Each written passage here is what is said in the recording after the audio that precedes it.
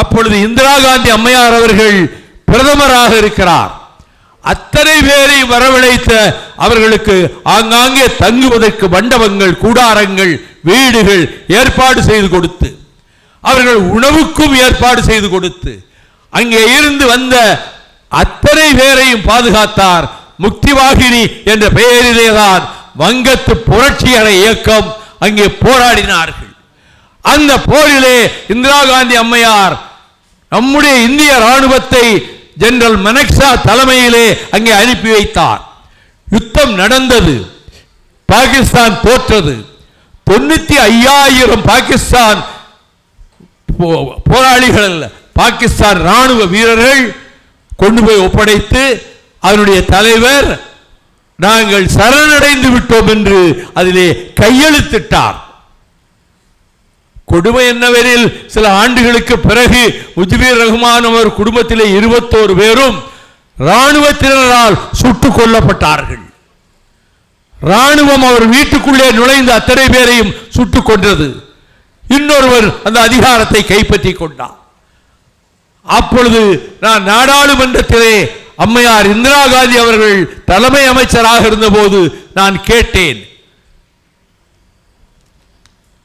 அம்மையார் அவர்களே, madam prime minister, நீங்க என்ன செஞ்சீங்களோ பங்களாதேஷில் அதை இங்கேயும் செய்யுங்கள். பங்களாதேசத்தை நீங்கள் பிரித்து தனிநாடாக்கி விட்டீர்கள். தமிழ் ஈழத்துக்கும் அதே போல இராணுவத்தை அனுப்பி எங்களை தனிநாடாக ஈழத்தமிழர்களுக்கு ஆக்கி வைத்து விடுங்கள் என்று காலிங்கட்டர்சன் கொண்டு வந்து பேசிட்டு, நெஞ்சுருக பேசிவிட்டு, பிரதமர் அவர்களே, நீங்கள் வங்கதேசத்தை பிரித்து கொடுத்தீர்கள், உங்களை துர்க்கையின் வடிவம் என்று அங்கே வணங்குகிறார்கள், நீங்கள் ஈழ தமிழகத்தை பிரித்து கொடுங்கள், தலைமுறை தலைமுறைக்கும் உங்கள் தமிழர்கள் உங்களை பராசக்தி என்று போற்றுவார்கள் என்றேன். அவர் கொஞ்சம் உணர்ச்சி வசப்பட்டு விட்டார் இந்திரா காந்தி. நான் வாசலுக்கு, அவர் வருகிற வாசலை நோக்கி ஓடி போய் சொல்கிறேன். அவன் அம்மா என்னை பார்த்த உடனே சொன்னது, you have to help me instead of getting too much excited over the issue. நீ இந்த பிரச்சனையில் நீ ரொம்ப உணர்ச்சி வசப்படுற, நீ எனக்கு உதவி செய்யணும். What kind of help? இராணுவத்தை உடனே அனுப்பினால் மையப்பகுதியில் இருக்கக்கூடிய இந்திய வம்சாவளி தமிழர்கள் கொல்லப்படுவார்கள். They are scattered in the central provinces. அதனால் இராணுவத்தை இப்போ உடனே அனுப்ப முடியாது என்றார்கள். மேடம், நீங்கள் நினைச்சா ஒரு ப்ளூ பிரிண்ட் போட்டு அந்த தமிழர்களையும் பாதுகாத்து ஈழத்தை விடுவித்து கொடுக்க உங்களிடம் ஆற்றல் இருக்கிறது, சிந்தனை இருக்கிறது, படை இருக்கிறது, இதை செய்யுங்கள் என்றேன். அதற்கு பதில் சொல்வதற்குள்ளாக 4-5 அமைச்சர்கள் எங்களை சூழ்ந்து கொண்டார்கள். இது நடந்தது 1984 ஆகஸ்ட் 16. நானும் எல் கணேசனும் உண்ணாவிரதம் இருந்து முடித்து கொண்டு போட் கிளப்ல அங்கே போன இடத்துல அம்மையார்கிட்ட இப்படி சொல்கிறேன், அமைச்சர்கள் சூழ்ந்தவுடன் அம்மையார் என்னிடம் விடைபெற்று கொண்டு விட்டார். இந்த விஷயம் அவங்கள வச்சுட்டு பேசுகிற விஷயம் இல்லை. நான் நேரடியாக ஹிந்து அலுவலகத்துக்கு போனேன். அப்பொழுது இந்து ஏடு நாள்தோறும் எல்டிடியை ஆதரித்துத்தான் எழுதியது. இப்பொழுது அதற்கு நேர் மாறாக இருக்கிறது, அவர்கள் பாரிசியது. அப்பொழுது புலிகளைத்தான் எழுதினார்கள், பிரபாகரனை பற்றித்தான் எழுதினார்கள், கிட்டுவை பற்றித்தான் எழுதினார்கள். அப்படி இருக்கிறதுனாலே நான் ஹிந்து ஆஃபீஸுக்கு போனேன். ஜி.கே. ரெட்டி என்கின்ற பெரிய எழுத்தாளர் ஆசிரியர் குழுவிலே இருந்தார். அவர் சி.ஜி.கே. ரெட்டி அல்ல, ஜி.கே. ரெட்டி. அவர் இடத்துல நான் போய் பிரைம் மினிஸ்டரை பார்த்து கேட்டேன், நீங்கள் இராணுவத்தை அனுப்பி தமிழ் ஈழத்தை உருவாக்குங்கன்னு. மத்திய பகுதியில் இருக்கக்கூடிய வம்சாவளி தமிழர்களும் கொல்லப்பட்டு விடுவார்களே, எப்படி நான் அதை செய்வது என்று கேட்டார். நீங்கள் நினைத்தால் அதற்குரிய விதத்திலே ஒரு திட்டத்தை ஏற்படுத்தி செய்ய முடியும் என்றேன். அதற்குள் 4 மந்திரிகள் வந்து விட்டார்கள், பேச்சு நின்று விட்டது என்றேன். அப்போ ஜி.கே. ரெட்டி சொன்னார், she has got a blueprint. இந்த இராணுவ நடவடிக்கை எடுக்க வேண்டும் என்ற எண்ணம் அவர் உள்ளத்தில் இருந்து கொண்டே இருக்கிறது, எனக்கு தெரியும். அதை எப்படி செய்வது என்று யோசித்துக் கொண்டிருக்கிற நேரத்திலே நீங்கள் போய் பேசியிருக்கிறீர்கள். நீங்கள் தனியாக போய் பிரதமரை தனியாக அவருடைய அறையிலே சந்தியுங்கள், இன்னும் பலவற்றை உங்களுக்கு சொல்வார் என்றார். நான் நன்றி சொல்லிவிட்டு வந்தேன். ஆனால் நான் தனியாக அங்கு போகவில்லை. தலையிருக்க வாலாடுவதா என்ற பிரச்சனை கட்சிக்குள்ளே வந்துவிடும். நானாக போய் பிரதமரை போய் பார்த்தது பேசினால் தலைமையின் அனுமதி இல்லாமல் நானாக போய் பேசுவது அது முறையாகாது என்று நான் பார்க்கவில்லை.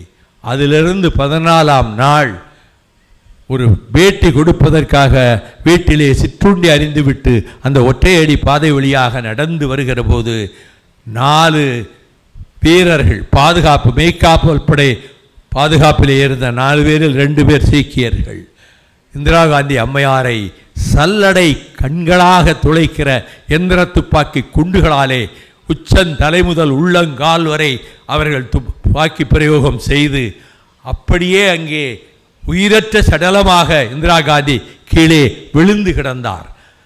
அவர் பார்லிமெண்ட்டிலே கடைசியாக பேசியது என்னுடைய கவன ஈர்ப்பு தீர்மானத்தில் தான். தமிழ் ஈழத்தை பற்றி பேசிய போதுதான் எனக்கு அந்த நிகழ்ச்சியெல்லாம் தெரிவிக்க வேண்டும் என்பதற்காக சொல்கிறேன். அதன் பின்னர் மீண்டும் பிரச்சனை வந்தது. தொடர்ந்து இலங்கையிலே ஈழத்தை அழிக்கின்ற முயற்சியிலே, ஈழத் தமிழர்களை கொன்று குவிக்கின்ற முயற்சியிலே சிங்கள இராணுவம் ஈடுபட்டது.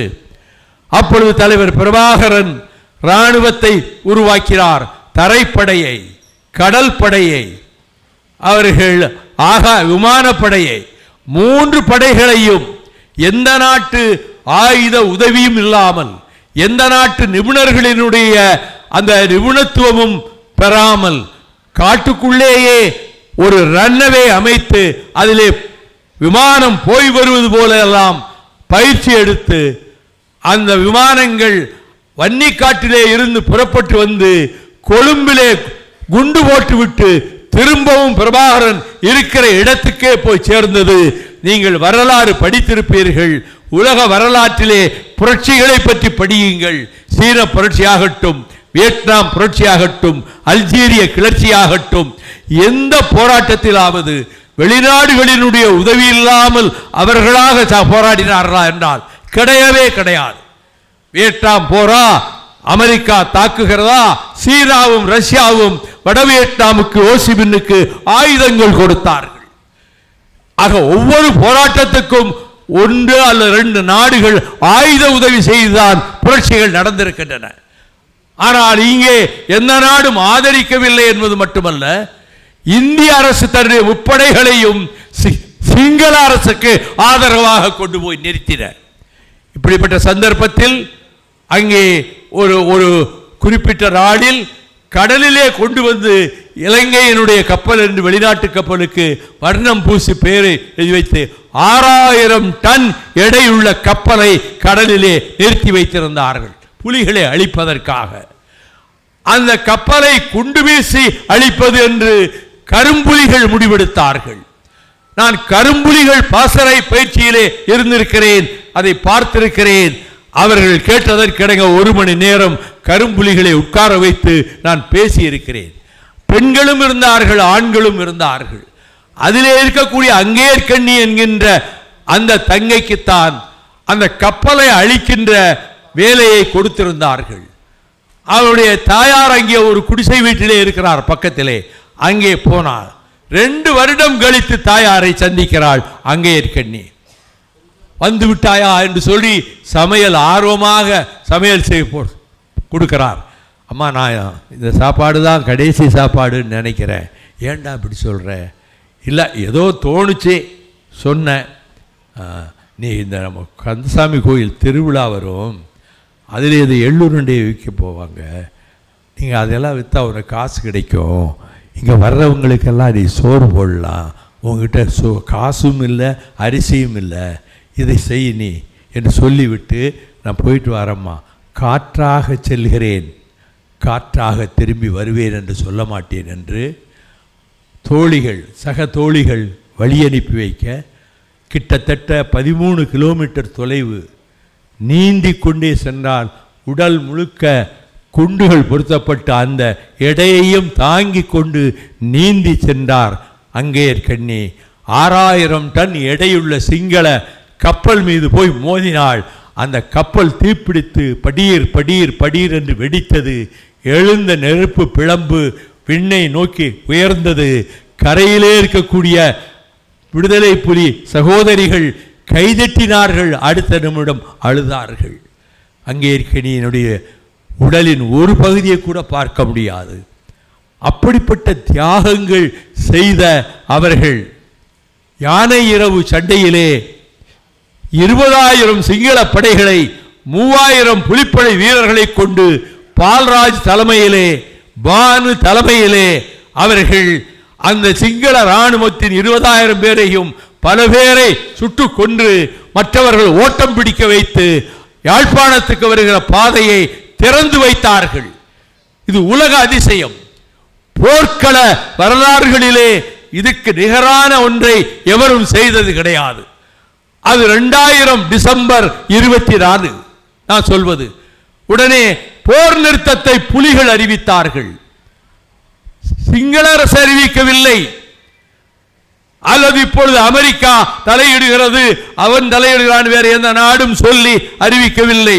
அவர்களாக புலிகள் அறிவித்ததனுடைய விளைவாக ஐரோப்பிய நாடுகளின் நிர்பந்தத்தினால் அவர்களும் போர் நிறுத்தம் அறிவித்தார்கள்.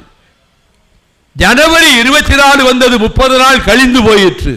மீண்டும் 30 நாளைக்கு பிரபாகரன் அவர்கள் போர் நிறுத்தம் நீடிக்கும் இன்னும் 30 நாட்களுக்கு என்று சொன்னார்கள். அப்படி அதற்கு பிறகு பேச்சுவார்த்தை என்ற பேச்சு எழுந்தது. நான் வேலூர் மத்திய சிறையிலே இருக்கிற போதுதான் முதல் சுற்று பேச்சுவார்த்தை சிங்கப்பூரிலே. அதற்கு பிறகு அங்கே இருக்கக்கூடிய ஐரோப்பிய நாடுகளிலே ஜப்பானிலே பேச்சுவார்த்தைக்கு விடுதலை புலிகளின் பிரதிகளும் சென்றார்கள், அரசாங்க பிரதிநிதிகளும் வந்தார்கள். ஆனால் சந்திரிகா குமாரதுங்கா பழைய அதிபர் அதை தவறான கருத்துக்களை சொல்லி அந்த பேச்சுவார்த்தையை இடம்பெற விடாமல் அதை தடுத்து நிறுத்திவிட்டார்கள். ஏராளமான ஆயுதங்களை உலக நாடுகளிலே இருந்து பெற்றார்கள். அதில் பெரும்பகுதி இந்திய நாட்டு ஆயுதங்கள். நீங்களும் நானும் செலுத்துகிற வரிப்படத்திலே வாங்குகிற சம்பளத்தில், இராணுவம் வாங்குகிற சம்பளத்தில் எங்கள் பங்கும் இருக்கிறது, தமிழர்கள் பங்கும் இருக்கிறது. ஆனால் இங்கே இருந்து இராணுவத்தை அனுப்பி அவர்களுக்கு வந்த 14 கப்பல்கள் ஆயுதங்கள் புலிகளுக்கு வந்தன ஐரோப்பாவிலே இருந்து. அதை இந்து கடலிலேயே இந்திய கடற்படை மோப்பம் பிடித்து அத்தனை 4 கப்பல்களையும் கடலிலேயே கவிழ்த்து போட்டது. ஆக வரவேண்டிய ஆயுதங்கள் கடலின் மடிக்குள்ளே சென்று விட்டன. அவராகவே விமானங்கள் தயாரித்தார், கண்ணி வெடிகள் தயாரித்தார். அப்படிப்பட்ட ஒரு வீரர், ஒழுக்கத்திலே தலை சிறந்த போராளி. நான் போராளிகளினுடைய சொந்த வாழ்க்கையை பற்றி இங்கே விமர்சிக்க விரும்பவில்லை. நிறைய போராளி தலைவர்கள், புரட்சி தலைவர்கள் இருந்திருக்கிறார்கள். அவர்களிடமெல்லாம் இல்லாத ஒரு பெருஞ்சிறப்பு பிரபாகரனுக்கு இருந்தது. என்னவெனில் அவர் புகைப்பிடிக்க மாட்டார், மது அருந்த மாட்டார். அது எல்லாவற்றையும் விட பெண்களை பெற்ற தாயாக, உடன் பிறந்த தங்கையாகத்தான் அவர் நினைப்பார். அதனால் தான் ஏராளமான பெண்கள், பெண் புலிகள் இயக்கத்திலே சேர்ந்தார்கள். அவர்கள் பெற்றோர்கள் அவர்களை அனுப்பி வைத்தார்கள். இப்படிப்பட்ட சூழலில் கடுமையான யுத்தம் மூண்டிருக்கக்கூடிய நேரத்தில் 89லேயே யுத்தம் நடந்து கொண்டிருந்தது. அப்பொழுது திமுக ஆட்சிக்கு வந்து விட்டது. ஆட்சிக்கு வந்த பிறகு ராஜீவ் காந்தியோடு ஒரு நேச உறவை ஏற்படுத்திக் கொள்ளலாம் என்று நினைத்தார்கள், தவறில்லை. ஆனால் விடுதலை புலிகள் ஆயுத போராட்டத்தை நடத்தி கொண்டே இருக்கிறார்களே, ஆயுதங்களை ஒப்படைப்போம் என்று சொல்லி ஒப்படைத்து விட்டு ஒரு பேருக்கு கொஞ்சம் டோக்கனா, ராஜீவ் காந்தி அப்படிதான் சொன்னார், சும்மா பேர் நேம் சேக், கொஞ்சம் ஆயுதங்களை கொடுங்க, மற்றதை நீங்க வச்சுக்கிடுங்க என்றுதான் ராஜீவ் காந்தி அவர்கள் அவருடைய வீட்டிலே அழைத்து பிரபாகரனையும் பாலசிங்கத்தையும் அழைத்து பேசுகிற போது இதை சொன்னார். இதை தலைவர் பிரபாகரனே என்னிடம் சொன்னார்.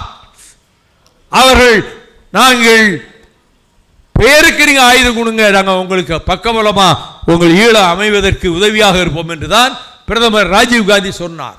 ஆனால் அங்கே என்ன நடந்தது?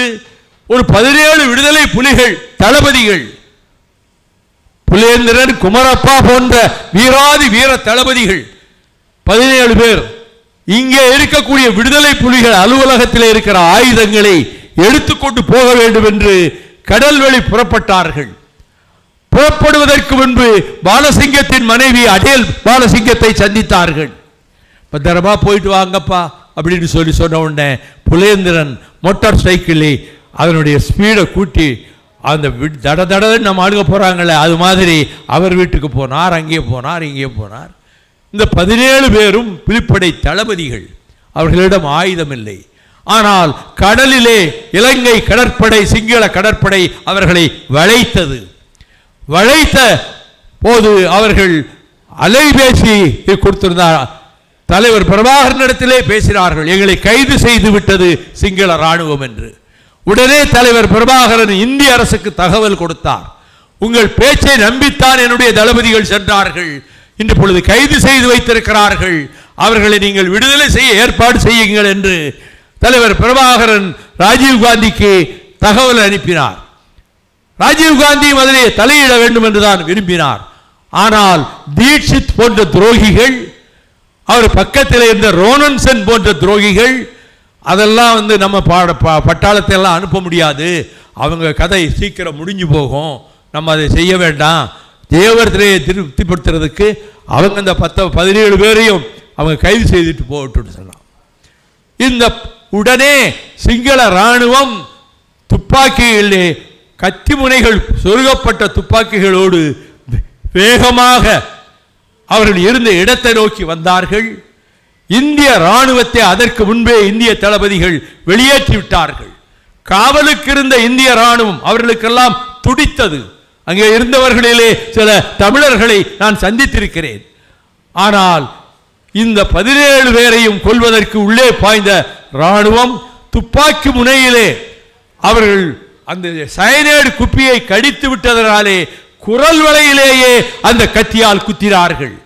12 பேர் அந்த இடத்திலேயே ஒரு நிமிடத்திலேயே புலேந்திரன், குமரப்பா உள்ளிட்ட தளபதிகள் செத்து விழுந்தார்கள், உயிரில்லாமல் விழுந்தார்கள். இதை நீங்கள் அமைதியாக கேட்கிறீர்கள். இந்த செய்தி வருகிற போது நான் டெல்லியிலே இருக்கிறேன், நாடாளுமன்றத்திலே பேசுகிறேன். இந்திய ராணுவம் தமிழர்களை வேட்டையாடுகிறது, தமிழ் பெண்களை கற்பழிக்கிறது. இத்தனை ஆயிரம் தமிழர்கள், புலிகள் இந்திய ராணுவத்தால் கொல்லப்பட்டிருக்கிறார்கள். எங்கள் இனம், எங்கள் ரத்தம், எங்கள் உறவு, எங்கள் தமிழர்கள், அவர்களை இங்கே இருந்து படையெழுப்பி கொல்வது நியாயம்தானா? சிங்களத்துக்காரனுக்கு என்ன நீ கைகூலி வேலை பார்க்கிறாயா என்று கேட்டபோது, ராணுவத்தை பற்றி இன்னும் நீங்கள் விமர்சித்தால் விளைவுகள் விபரீதமாக இருக்கும் என்று ராஜீவ் காந்தி சொன்னார். If you furthermore criticize the Indian army, consequences will be very dangerous and serious என்று சொன்னார். நான் சொன்னேன், what consequences? Tell me. What consequences? என்ன விளைவுகள் ஏற்படும்? That post consequence is gallows. உச்சபட்ச விபரீதம் என்பது தூக்கு மேடை. Gallows is the only option for you. I am prepared to face the gallows. நான் அந்த தூக்கு மேடையிலே ஏறுவதற்கும் மன உறுதி சம்மதத்தோடு தான் நான் இங்கே பேசுகிறேன். இதெல்லாம் பதிவாகி இருக்கிறது. அப்படி அதற்கு பிறகு அங்கே இருந்து இங்கே இந்திய ராணுவம் கொண்டு போய் குவிக்கப்பட்டு அதிலே அவர்கள் வெற்றி பெற முடியாவிட்டாலும் அதன் பிறகு சிங்கள படைகள் ஏராளமாக இந்த சந்தர்ப்பத்தில் வைகோ என்கிற வைகோபால்சாமி இலங்கைக்கு ஈழத்துக்கு சென்றதற்கும் திராவிட முன்னேற்ற கழகத்திற்கும் எந்த சம்பந்தமும் இல்லை. எங்களிடம் சொல்லிவிட்டும் அவர் போகவில்லை. அவர் சென்றதற்கும் திமுகவுக்கும் எந்த ஒட்டோ உறவோ கிடையாது என்று பேராசிரியர் அண்ணன் அன்பழகன் அவர்கள் கொடுத்த அறிக்கை உலகம் பூராவும் வந்துவிட்டது. அதை சைக்ளோஸ்டைல் பண்ணி அவர்களுடைய சங்கேத வார்த்தைகளிலே பேபி சுப்பிரமணியம் தலைவர் பிரபாகரனுக்கு இங்கே அனுப்பினார். தலைவர் பிரபாகரனும் நானும் ஒரு மரத்தடியிலே உட்கார்ந்து விவாதித்துக் கொண்டிருக்கிறோம். அப்பொழுது இந்த செய்தி அங்கே வருகிறது பிரபாகரன் கைக்கு. அதிலே இன்னொன்றையும் சேர்த்து எழுதியிருந்தார் பேபி சுப்பிரமணியம். அண்ணன் வீட்டிலே என்னுடைய மனைவியை அக்காவும் சொல்கிறாங்க, உங்கள் தலைவர் பிரான்ஸுக்கும் போகலை, இங்கிலாந்துக்கும் போகலை, அங்கே போகிறேன்னு என்கிட்ட சொல்லிட்டு காட்டுக்கு போயிட்டாரு, வேலை முடிஞ்சால் சீக்கிரம் வர சொல்லுங்கன்னு சொன்னாங்க, உங்ககிட்ட சொல்ல சொல்லி என்று பிரபாகரனுக்கு தகவல் பேபி கொடுத்தார். அப்போ பிரபாகரன் சொன்னார், நீங்கள் அரசியலை விட்டு வெளியே வரக்கூடாது, இங்கேயே இருக்கக்கூடாது, உடனே திரும்பி செல்ல வேண்டும் என்றார். நான் முடியாது என்றேன். அந்த பூமிக்கு அடியிலே நிலவரை ஒரு 10 படிக்கட்டு இருக்கும்.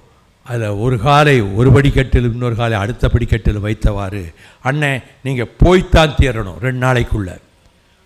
உங்கள் கட்சியிலேயே சொல்லிட்டாங்க, நீங்கள் போகலைன்னா உங்களை கட்சி விட்டு நீக்குவாங்க. இல்லை நான் உங்களோட இங்கேயே இருந்துடுறேன், 1,00,000 படை சுற்றி இருக்குது, கடைசி வரைக்கும் இங்கேயே இருந்துடுறேன் நான் நிம்மதியாக அப்படின்னு சொன்னால் கேட்க மாட்டேன்ட்டார்.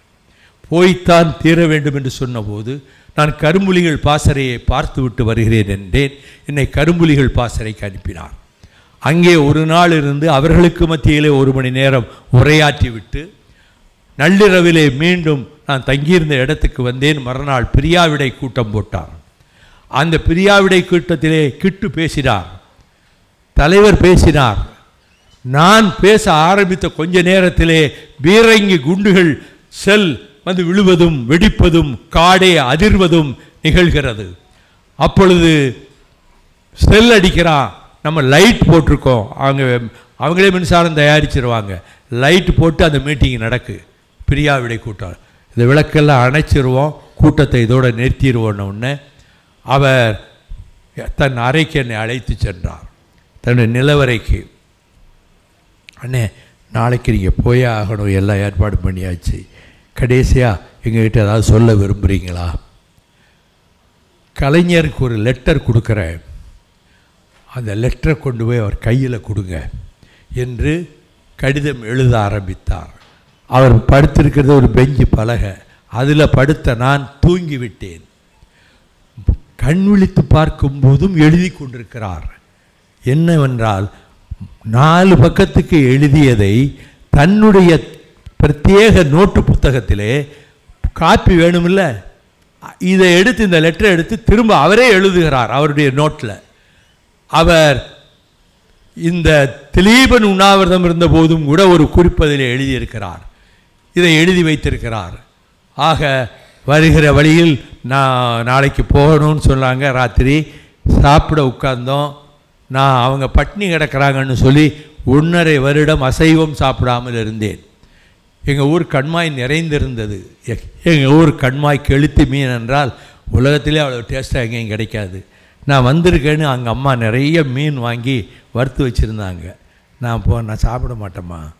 எப்போ நீ பிரியமாக சாப்பிடுவியே, அங்கே புலிகள் பட்னி கிடக்கிறாங்கம்மா, நான் அதனால் எண்ணி சாப்பிட மாட்டேம்மான்னு 1.5 வருடம் நான் அசைவம் சாப்பிடவில்லை, முட்டை சாப்பிடவில்லை. பிறகு அங்கே போய் சேர்ந்த பிறகு அவர், நாங்கள் தான் பத்திரமாக இருக்கிறோமே, இப்போ எங்ககிட்ட வந்துட்டீங்கல்ல, நீங்கள் பிரியமாக எண்ணி சாப்பிடுவீங்கன்னு எனக்கு தெரியுமில்ல, உங்கள் வீட்டிலையே வந்து நான் பல தடவை சாப்பிட்ருக்கேன்ல, இப்போ அதை சாப்பிடுங்கன்னு டின்டு ஃபிஷ் அதை வறுத்து கொடுத்து சாப்பிடுங்க, உங்கள் விரதத்தை முடிச்சுக்கிடுங்கன்னாரு. அது பிறகு நான் சாப்பிட்டேன். பிறகு திருப்பி வரணும்னு சொல்லி முடிவெடுத்த பிறகு காலையிலே வரிசையில் நிற்கிறாங்க. நாங்கள் உட்கார்ந்துருக்கோம், சாப்பாட்டு தட்டில் என் கண்ணீர் வழிஞ்சிக்கிட்டு இருக்கு. அவங்க 2 பேரும் கிட்டுவும் பிரபாகரனும், ஏன்னா அழுகிறீங்க? இல்லை 1,00,000 இராணுவம் சுற்றி நிற்கிது, என்ன கதி ஆகுமோ, உங்கள் நிலைமை எதிர்காலத்தில் என்ன ஆகுமோ, உங்கள் உயிருக்கு ஆபத்து வந்து விடுமோ என்ற கவலையில் எனக்கு இந்தியாவுக்கு போக விருப்பமில்லை. இதுவே கடைசி சந்திப்பாக இருக்குமோ என்று நினைக்கிற போது என் கண்களின் கண்ணீரை நான் அடக்கிக் கொள்ள முடியவில்லை என்றேன். இல்லைண்ணே அழாதீங்க, நாங்கள் தைரியமாக இருக்கிறோம், ஒன்றும் ஆகாது, ஒரு கண்ணாமூச்சி விளையாட்டு மாதிரி தான், இந்த 1,00,000 இராணுவத்தை நாங்கள் சமாளிப்போம் என்று சொல்லிவிட்டு என்னை வெளியில் கொண்டு வந்து அனுப்பும்போது 57 விடுதலை புலிகள் 7 தளபதிகளை கொண்டு வந்து எனக்கு பாதுகாப்பாக வருவதற்கு கொண்டு வந்து நிறுத்தினார். அப்பொழுது பிரபாகரன் அவர்களிடம் சொல்கிறார், இதிலே பாதி பேர் முதல் அணியாக போய்விடுங்கள். நீங்கள் போகிற வழியிலே இந்திய இராணுவம் முகாமிட்டிருந்தால் நீங்கள் வாக்கி டாக்கியில் இங்கே பின்னால் வர்ற அணிக்கு தகவல் கொடுத்துட்டா அது வைகோ அண்ணா கூட இருக்கக்கூடிய அணி அப்படி நின்றுக்கிடும் என்று சொல்லி 4 பேர் வலது பக்கமாக நின்று வாங்க, 4 பேர் இடது பக்கமாக நின்று வாங்க. அவர் அண்ணன் நடந்து போகும்போது ஸ்னைப்பர் புல்லட் பக்கவாட்டில் வந்து அடிக்கக்கூடும். நீங்கள் 8 பேரை தாண்டித்தான் அவர் மேலே குண்டு பாயணும்.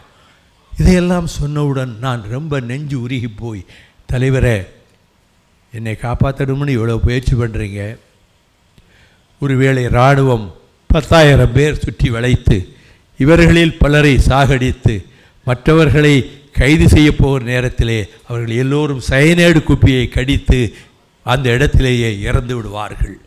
நான் தனிமையில் சிக்கிக்கொள்வேன். என்னை கொண்டு போய் சித்திரவதை செய்தால், நகக்கண்ணிலே ஊசி ஏற்றினால், எவ்வளவு தூரத்திலிருந்து வர்ற பிரபாகரன் எந்த திசையில் இருக்கிறார் என்று பல கேள்விகள் கேட்பார்கள். நான் பதில் சொல்ல முடியாதென்றால் என்னை சித்திரவதை செய்வார்கள். அதை தாங்குகிற அளவுக்கு எனக்கு சக்தி இருக்குமா? யோசிங்கண்ணே. அப்போ நான் என்ன செய்கிறதுன்னார், எல்லோரும் சயனைடு கேப்சூல் கட்டியிருக்காங்கல்ல, எனக்கு ஒரு சயனைடு கேப்சூல் கொடுங்க, நானும் கழுத்தில் கட்டிக்கிறேன் என்று சொன்னவுடன், என்னென்ன விளையாட்டு கேட்குறேன், இல்லை நடக்க போகிறத சொல்கிறேன். உடனே என்ன செய்தார் தெரியுமா? பொட்டம்மானை கூப்பிட்டார். பொட்டு, ஒரு நல்ல கயிறு எடுத்துகிட்டு வா, ஒரு சின்ன அந்த கேப்சூல் போடுறதுக்கு ஏற்ற மாதிரி சிவப்பு கயிறு ஒன்று எடுத்துகிட்டு வந்துட்டு, அவருடைய சட்டப்பையில் 2 சயனைடு குப்பி வைத்திருப்பார். ஒன்றும் இல்லை, 2 கட்டி இது இப்படி பாக்கெட்டில் போட்டிருப்பார். அதை கழற்றினார். கழற்றி அந்த 2 சயனைடு குப்பியில் ஒரு குப்பியை பிரித்து எடுத்து, பொட்டம்மான் கொண்டு வந்த கயிற்றிலே அந்த சயனைடு குப்பியை அவரே கட்டி, உயிருக்கு ஆபத்தில்லாமல் நீங்கள் இருப்பீங்க, என்ன இதை கட்டிக்கிடுங்கன்னு சொல்லி என் கழுத்தில் அந்த சயனைடு குப்பியை பொறித்து விட்டவரே உலகமகா வீரன் பிரபாகரன் என்கிற போது இந்த அனுபவம் யாருக்கும் கிடைக்காது. கிட்டு சொன்னார், நாங்கள் இவ்வளோ பேர் இருக்கோம், எங்களுக்கும் சயனைடு குப்பியெல்லாம் கொடுத்துருக்காரு. யார் கழுத்துலையும் அவர் சயனைடு குப்பியை கட்டினது கிடையாது. அவர் கழுத்தில் கடந்த சயனைடு குப்பியை எடுத்து உங்களுக்கு கழுத்தில் மாட்டி விட்டுருக்காருன்னா எவ்வளவு பாசம் உங்கள் மீது அவர் கொண்டிருக்கிறார் என்று. அப்படியே வந்தோம். வருகிற வழியிலே பாம்புகள் சென்றன, கேட்கள் சென்றன. போக வேண்டிய இடத்துக்கு போக முடியல, இருட்டிருச்சு. எங்களுடைய தகவல் கொடுக்குற நம்பர் இவங்களுக்கு மறந்து போச்சா, கரையில் நின்ன புலிகளுக்கு மறந்து போச்சான்னு தெரியல, காண்டாக்ட் பண்ண முடியலை. அப்போ பொழுது விடிய போகுது. அப்போ நம்ம எங்கள் இன்னொரு இடத்துல சின்ன காடு இருக்குது, அங்கே போய் தலைமறைவாக இந்த ஒரு நாள் இருப்போன்னு சொல்லி அந்த இடத்துக்கு போய் அங்கே உள்ள முள் மரங்கள் அதுக்கு உள்ளே போய் உட்கார்ந்துருந்தோம். சாப்பாடு கிடையாது, தண்ணீர் கிடையாது. ஒரு சாக்லேட்டு இருந்தது 4-5 பேருக்கு. எனக்கு ஒரு சாக்லேட் கொடுத்தாங்க. காலை 5:30 மணியிலிருந்து நாங்கள் போன உடனே இந்த மரத்துக்கு அடியில் படுத்தோம். பிரபாகரனுக்கு படகோட்டுகிற பாலன் லண்டனில் இருக்கார். இப்போ அவர்தான் என்னை இங்கே இருந்து 9 பேரோடு ஈழத்துக்கு போகும்போது அவர்தான் ஓட்டுனார். அவரும் நானும் போய் ஒரு பெரிய மரத்துக்கு கீழே போய் படுத்தோம். படுத்த 2வது நிமிடம் பொத்துன்னு சத்தம் கேட்டது. கண்ணாடி விரியன், இவ்வளவு தண்ணி இருக்கும், கண்ணாடி விரியன் பாம்பு பாலன் மேல் விழுந்தது. கண்ணாடி விரியன் கடித்தால் நல்ல பாம்பை விட மோசம், உயிரை காப்பாற்ற முடியாது. அண்ணே பார்த்தீங்களா கண்ணாடி விரியன்னாரு. அது அவர் மேலே விழுந்து அங்கிட்டு நான் இப்படி படுத்திருக்கேன், அவர் இப்படி அவர் மேலே விழுந்து அப்படி அந்த பக்கமாக போயிடுச்சு. கடிக்கலை, ஒன்றும் செய்யலை. சரி பரவாயில்லை, இந்த காட்டில் இருக்கிற பாம்புகளுக்கு கூட நம்ம தமிழர்கள் மேலே ஒரு அனுதாபம் வந்திருக்கும் போல் நினைத்து கொண்டேன். சரின்னு தலை வலிக்குது.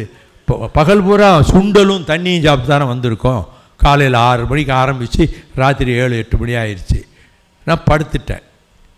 அண்ணே அண்ணே அண்ணே பிறழுங்கண்ணே பிறழுங்கண்ணே. என்ன தான் தேளு பாம்பு அஜித் தான் அந்த தேளை அடித்தான். மான்கறி கொண்டாந்துருக்குறோம் அப்படின்னாங்க. மான்கறியா, எவ்வளவு டேஸ்ட்டாக இருக்கும், நம்ம இப்போக்குள்ளே சாப்பிட்டதே இல்லையேன்னு துள்ளி படுத்து கிடந்தவன் தலைவலிக்குன்னு துள்ளி குதித்து எழுந்து உட்கார்ந்து பிளேட்டை கொண்டு வாங்கய்யா, மான்கறி நிறைய போட்டு கொண்டு வாங்க அப்படின்னு சொல்லி அதை சாப்பிட்டோம். நைட்டில் அங்கேயே தூங்கிட்டு விடிய காலம் மிச்சம் இருந்த மான்கறியும் புட்டும் சாப்பிட்டுட்டு திரும்ப வந்தோம். வந்து சேர்ந்தா 2 இன்ஜின் ரிப்பேராக போச்சு. ஒரு இன்ஜின் தான் வேலை செய்து. என்னை கைது செய்ய வேண்டும் என்று கடலோர காவல் படையினர் விடிய காலம் 2:30 வரைக்கும் பிள்ளையார் திடலில் பட்டுக்கோட்டைக்கு பக்கத்தில் கடற்கரையில் காத்திருந்திருக்காங்க. அங்கேருந்து தான் போனேன் நான். அதுக்கு பிறகு இனிமேல் எங்கே வரப்போகிறான், மணி 3 ஆக போகுது, நம்ம போவோம்னு சொல்லி இவங்களுக்கும் பசி எடுத்துருச்சு. இந்த கடலோர காவல் படை போயிடுச்சு. அதுங்கிருந்து நாங்கள் கடற்கரைக்கு 2 பரலாங்காப்பால் நிறுத்தி கொண்டு ஒரு தகவலும் இல்லை, சிக்னல் இல்லை, என்ன நடக்குதுன்னு பார்த்துட்டு வான்னு சொல்லி ஒரு புலியை அனுப்பி வைத்தோம். அவன் நீச்சல் அடித்து கொண்டு போய் கரையிலே சேர்ந்து திரும்ப வந்தான். 2:30 வரைக்கும் இருந்தாங்களாம் கடலோர காவல் படை. இப்போ போயிட்டாங்களாம், இப்போ நம்ம போகலாம் என்று அங்கே இருந்து என்னை அழைத்து கொண்டு வந்தார்கள். நான் ஷார்ட்ஸும் பனியனும் போட்டிருந்தேன். படகுல போகும்போது தண்ணி மேலே அடிக்கும், ஒரு கொப்பரை தண்ணியை ஊற்றுன மாதிரி. அது இப்படி கண்ணை தொடச்ச உடனே அடுத்த கொப்பரை தண்ணி மேலே விழுகிற மாதிரி இருக்கும். அது பழக்கமும் அனுபவமும் இருக்கவங்க தான் தைரியமாக போக முடியும். முதுகெலும்பு அந்த பற்றச்சட்டத்தில் அந்த படகு அடிக்குது, அடின்னு அடிக்குது படகு ஆடும்போது. அப்படி அந்த நேரத்தில் இங்கே வந்து இறங்கி பூரா தாடி வச்சுருந்தேன். பிள்ளையார் திடல்லேருந்து அவங்க வேனில் இங்கே உளுந்தூர்பேட்டைக்கு வந்து உளுந்தூர்பேட்டை தமிழ்நாடு ஹோட்டலில் போய் சாப்பாடு எடுத்துகிட்டு வந்தாங்க. நான் வண்டிக்குள்ளே உட்காந்தே சாப்பிட்டேன். 6:30 மணிக்கு அண்ணா நகர் வீட்டுக்கு வந்தேன். என் மனைவியின் மூத்த அண்ணன் அவர் இறந்துட்டார். வீட்டில் இருந்தாங்க. வந்துட்டீங்களா, சரி பத்திரமா வந்துட்டீங்க, அது போதும் எங்களுக்கு அப்படின்னு சொல்லிவிட்டு காலையில் போய் முதலமைச்சரை பார்ப்போம், டாக்டர் கலைஞரை. காலை 5 மணிக்கே எழுந்திரிச்சு தாடியெல்லாம் எடுத்துட்டு சட்டையை போட்டு 6:30 மணிக்கு நானும் என்னுடைய மைத்துனரும் கோபாலபுரம் வீட்டுக்கு போனோம். கோபாலபுரம் வீட்டிலே போய் கீழே இருக்கிறோம். ஒரு 1/2 மணி நேரம் கழித்து மேலே கூப்பிட விட்டாங்க. நான் மட்டும்தான் போனேன். தலைவர் உள்ளேருந்து வந்தார். பற்று இருக்கலாம், வெறி இருக்கக்கூடாது, அதெல்லாம் கட்சிக்கு அதெல்லாம் சரிப்பட்டு வராது, நீங்கள் வெறி உணர்ச்சியில் போயிருக்கீங்கன்னு மாறன் சொல்லி, இந்திய இராணுவம் தானே உங்களை மீட்டு கொண்டு வந்தது. இல்லைண்ணே, இந்திய இராணுவம் சுற்றி வளைத்து சுட்டது, விடுதலை புலிகள் என்னை காப்பாற்றி கொண்டு வந்து சேர்த்தார்கள் என்று சொன்னேன். அதனுடைய தொடர் விளைவுகள், அதுக்கு பின்னர் திராவிட முன்னேற்றக் கழகத்திலே இருந்து நான் வெளியேற்றப்பட்டேன். 31 வருடமாக இந்த மறுமலர்ச்சி திராவிட முன்னேற்றக் கழகத்தை நடத்தி கொண்டு வருகிறோம்.